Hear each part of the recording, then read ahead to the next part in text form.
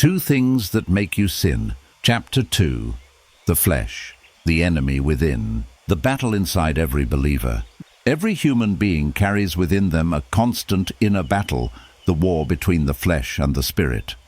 The flesh refers to the sinful nature we inherited from Adam, the part of us that desires pleasure, pride, and self-will more than God's will. The Apostle Paul wrote, "For the flesh desires what is contrary to the spirit, and the spirit what is contrary to the flesh. They are in conflict with each other." Galatians 5:17. Even after salvation, this battle continues. Though our spirit is reborn, the flesh still tries to pull us back into old patterns of sin. Understanding how the flesh operates is the first step toward overcoming it. What is the flesh? The flesh is not our physical body, it's the sinful nature that controls a person when they are not led by the Spirit of God. It craves satisfaction, comfort, and control. It resists correction and hates submission.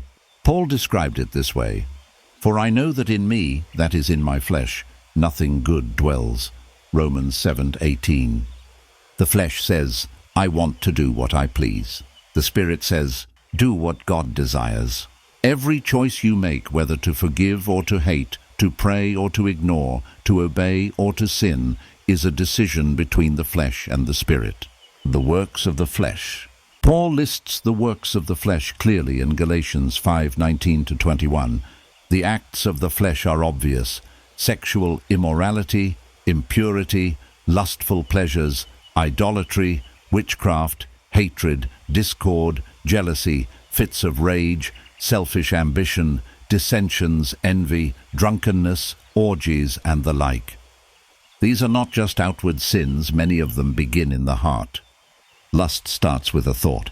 Pride begins with self-glorification. Anger starts with resentment. Unchecked, these inward sins grow until they manifest in behavior.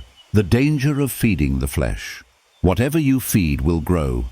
If you feed your flesh through worldly entertainment, ungodly conversations, or unrestrained desires, it will dominate your spirit. Romans 8:13 warns, "If you live according to the flesh, you will die. But if by the Spirit you put to death the misdeeds of the body, you will live." The more we indulge the flesh, the weaker our spiritual sensitivity becomes. Prayer becomes difficult, the word feels dry, and temptation becomes easy. How to crucify the flesh? To overcome the flesh, you must take spiritual action daily. 1. Walk in the Spirit. Spend time in the Word and prayer daily. The Holy Spirit strengthens your inner man to resist temptation. Walk in the Spirit, and you shall not fulfill the lust of the flesh. Galatians 5:16.